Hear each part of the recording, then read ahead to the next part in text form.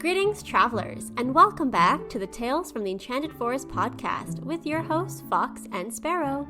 Howdy, everyone. It's good to be back here in this beautiful enchanted forest, though it is starting to get a bit hot.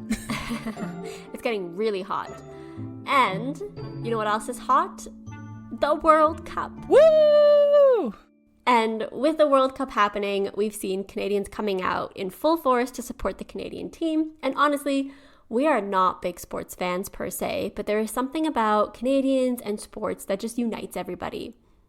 I remember the 2010 Winter Olympics and how I couldn't listen to I Believe by Nikki Janowski without tearing up and all the video montages they made. We also had a massive turnout for the Raptors 2019 NBA championship, and the Blue Jays were doing really great last year, and it was so nice to see everyone in their jerseys and supporting the boys last year. And of course, also supporting the women's teams. It's been really fun being able to host some of the games this year. Honestly, let's be real, the World Cup games have been a bit of a mess in general. Yes. But now that it's finally here, and that we've actually been able to feel some of the energy, it has been very exciting. And it's been super extra exciting for us because we have actually won our first ever World Cup game this year. Canada finally won a game. So we're like, what is this? It was also crazy. We scored like 6 points, which is playing by hockey rules. Only when we know how to play. We get nothing or we get hockey level numbers of points. Yes. And well, being Canadian, we thought we would share a Canadian tale this episode, especially since Canada is playing today. So we have Canada against Switzerland today, and we'll be cheering for our team as we always do.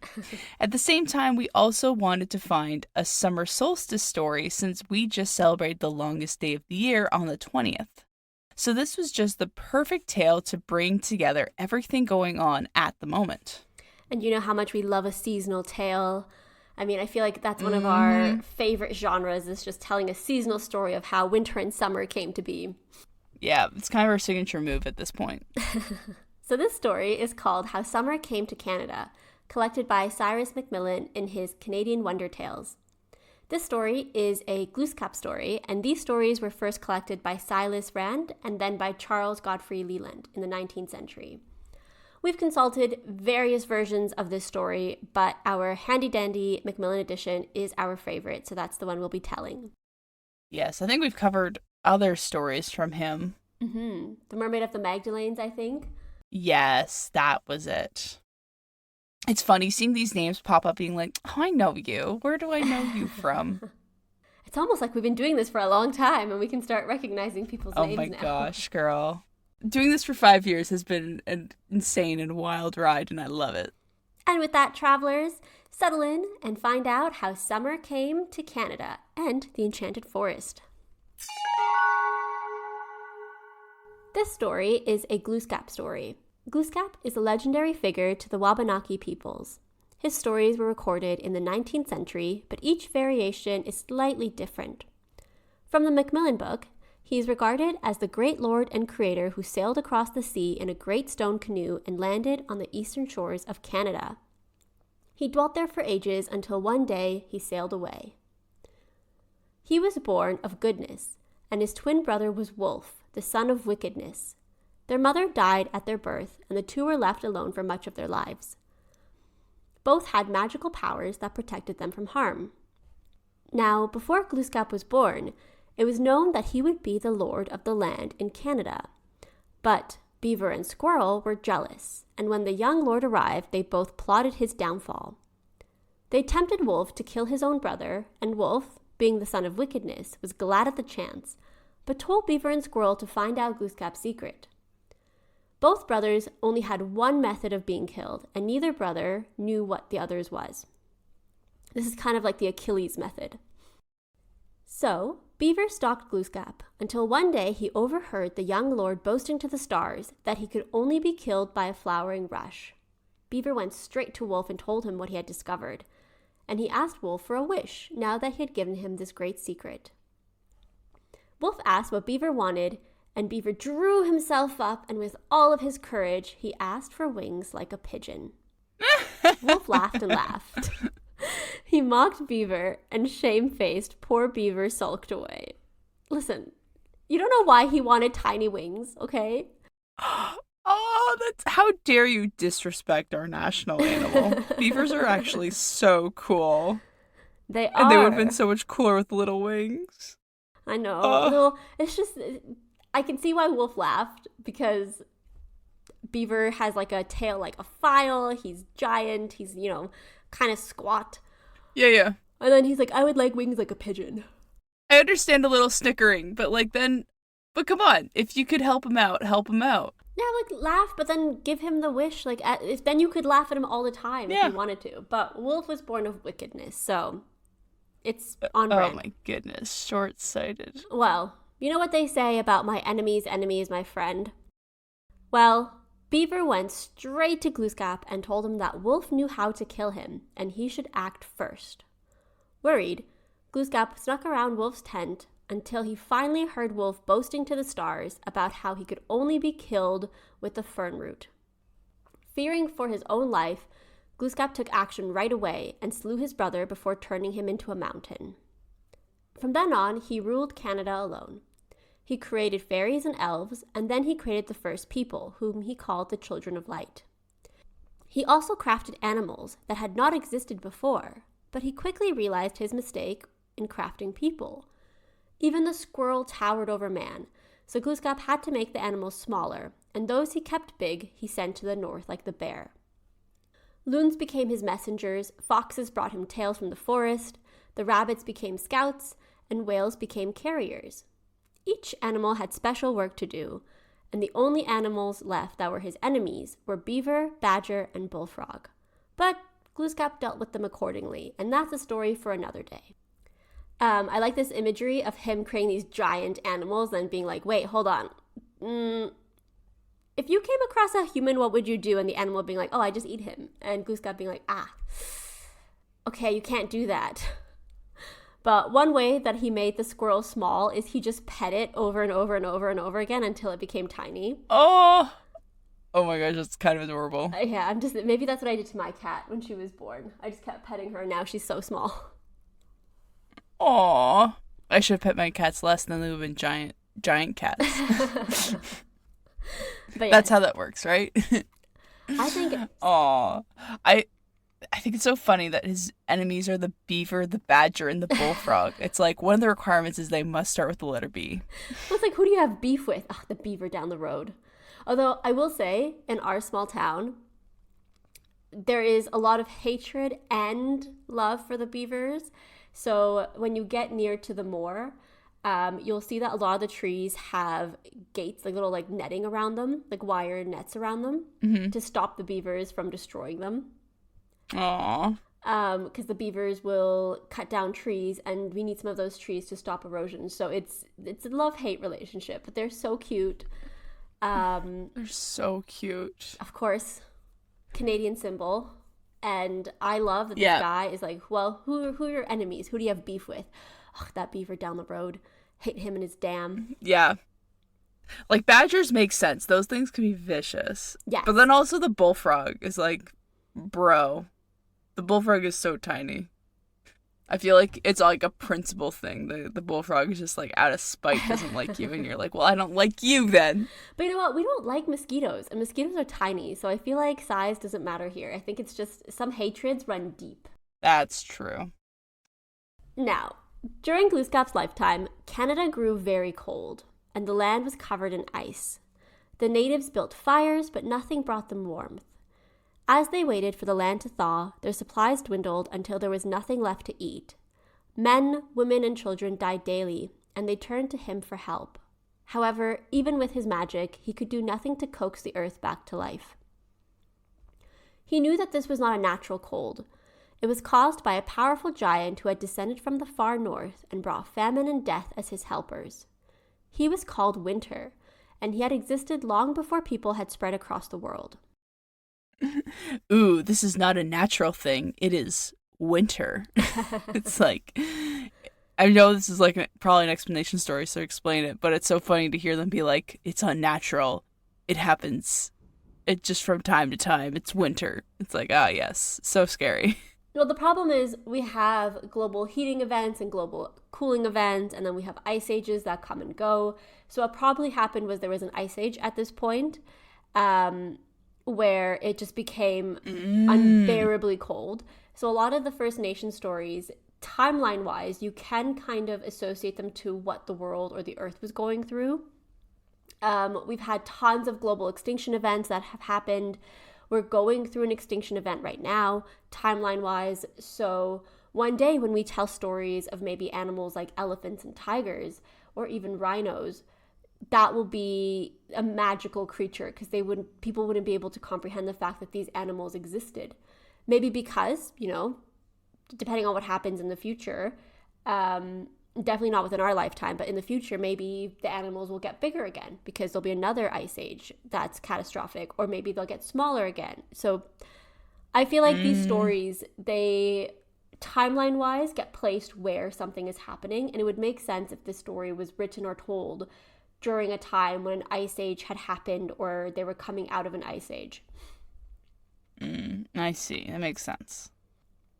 Brave Glooskap sought out the giant's tent and went to bribe or force him to go away. But even with all his magic and cleverness, he fell in love with the giant's home.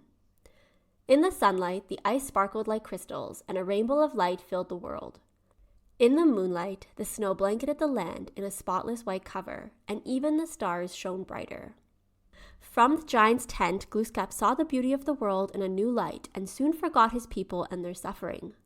So he stayed a while with the giant, and Winter told him tales of the world long before man and how the entire world used to be quiet and still. As he spoke, the giant wove his sleeping charm into his words, and Glooskap soon fell asleep. For 6 months he slept, and no matter how hard Winter tried, he could not kill the young lord. Finally, Glooskap woke, and feeling tired and hungry, he set off. One day soon after he woke, his tale-bearer, Tatler the loon, soon found him and brought him good news. While Glooskap had been sleeping, the loon had found a southland where it was always warm and bright. A queen lived there whose powers could conquer that of the giant, and she might be the only one capable of saving them. So Glooskap, who loved his people dearly and felt shame for abandoning them even if it was unintentional, set out to find this queen. He went to the seaside miles away and sang the magic song to call upon his friends, the whales. His friend, Blob the whale, heard his song and came at once. She agreed to carry him to the Southland, but as with all whales, she had strange laws for travelers. Okay, I need to pause because Blob the whale is the best name I've ever heard for a whale. That has to be like a nickname that's unfortunately stuck, right? Like his name's like, "Hi guys, I'm Jeffrey," and they're like, "You look like a blob." Blob He's like, whale. "I'm not a blob, guys." And so everyone just called him Blob the whale until eventually he just was like, "You know what? I'm not gonna let those bullies take me down. I'm going to own it. I'm Blob the whale." Oh, it kind of feels like a Disney movie at this point a little bit. Like the animal sidekick shows up. The loon, the whale with the funny name. We might as well be in Zootopia. The queen. Yes, the queen that you have to go for a rescue. So this is one of those folktales that feels a little bit like a fairy tale. And it... Yeah. I mean, I think you never really know what to expect, to be honest. Mm-hmm. And that's the joy. Yes. So Blob the whale warned Glooskap to keep his eyes shut, or she would surely run aground on a reef or sandbank, and then he would be drowned. He agreed, and they set sail. They sailed for days, and Glooskap could feel the crisp, biting air gradually turn warm and sweet. He knew that these were probably the spice shores, and the smell of fruits and flowers filled the air instead of the salt of the north. Blob swam, and realized too late that she had left the deep waters and had entered shallow water. From then on, she swam cautiously until she came across a group of clams that sang a warning to her. They told her of the strange currents of the sandbar beneath, but Blob did not understand the language of the clams. She asked Glooskap what the tiny creatures had said, and Glooskap hesitated. You see, he understood their warning clearly, but he could also sense that land was so close, and he did not want to spook the whale. So he lied. Oh, no. He told her that they were just warning the whale of an upcoming storm and that she should hurry on forwards. So Blob hurried. But Glooskap grew worried, and he peeked out of one eye to make sure they were heading towards land. Just as he did, the whale ran aground on the beach, and Glooskap went springing forward onto land. Blob tried to no avail to get back into the water, but she could not heave herself free. Thinking Glooskap had abandoned her, the whale sang a long song of lament and blame. He had lied to her, he had betrayed her, and he had broken one of the whale laws. He opened his eyes. But before we light our torches, Glooskap did not abandon her. He placed his feet against the high bank, and with a mighty push, he sent Blob safely back into the deep waters. Then, to further calm the whale, he threw her his pipe and a bag of tobacco leaves. Pleased, the whale lit the pipe and smoked as she swam back out to sea, while Glooskap watched. Even to this day, sailors can watch her and her descendants rise to the surface of the water to smoke and blow rings of smoke into the air. Oh. And so we have a little bit of an explanatory tale here. Yes. I could feel my blood pressure rising. I was like, Glooskap, you cannot do this to her. Blob the whale came all the way, took you all the way south. Yep. Basically a free transport system, and you lied to her. What happened to your stone canoe? But no. Like, seriously. No, and I was so glad you said, now, before you get your torches out, I was like, oh, I already have my pitchfork. Yeah, I'm already halfway there. Listen, there's something I really, really hate in stories, and that's when the animals get hurt, or the animals who are so kind and loving, they're the ones who end up injured or betrayed. Yes, I mean, I just read a advanced reader copy of Fishbone Cinderella by Elizabeth Lim, and that's based on the Chinese Cinderella story, and let's just say there's a fish in that story that demands justice, okay? Oh, no. Justice for the fish. Justice for the fish. I mean, it's one of those, you know how they have like those pages where it's like, does the movie rankings on, does the dog die? Yes. I cannot stand if I watch an entire movie and the dog dies at the end. So I have not seen Marley and Me. I watched The Art of Racing in the Rain because I thought it was like a race car movie. I did not expect it to be a dog movie. Cried my eyes out on a plane. But I don't watch these dog movies unless it's Air Bud. Because Air Bud, I know that he's going to play the sport. The other team is going to try and kidnap him. Yeah. Him and his kids, or him and his wife, or him and whoever. They're going to win. They're going to get back to his owner, his child. And that's good. Yeah. Air Bud is probably the only dog movies I'll watch. Yeah, don't give me a whole story focused on the dog and then the dog dies. Like, that's just brutal. No. It's like those movies where, like, or those books where now, because we have edgy books, the main character dies in the end. And I feel like that defeats, unless you do it really well, I feel like it's just the shock value. If you have your main character die at the end. Because then it's like, well, what was that for? I want the conclusion to the hero's journey. I want to see. Yeah, it often feels like it's just there to, trigger the reaction rather than actually fulfill the story. There is something to be said when there's lots of heavy foreshadowing for it, like where the author clearly has this planned out. It somehow seems more acceptable, but it's like if you just pull it out of nowhere, it's like, this thingamajig will not happen if we don't do the shenanigans. It's like, well, we gotta do the shenanigans.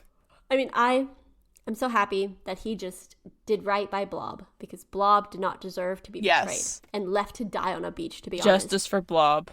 Yes, but Blob got justice. It's fine. To this day, Blob and her descendants are smoking, and, you know, I mean, they won't be anymore because a lot of countries are passing smoking laws. But, you know, that's besides the point. So pleased that he is not going to be cancelled, Glooskap followed the flower-lined Rainbow Road inland to find the queen. He walked until he came to an orange grove, where the air was sweet with the scent of blossoms and music filled the air. He peeked through the trees to find the source and saw trees filled with so many birds that he could not even begin to guess their number. On the flower-covered grass there were fair maidens singing and dancing, holding chains of blossoms, and in their center there was the most beautiful woman he had ever laid eyes on.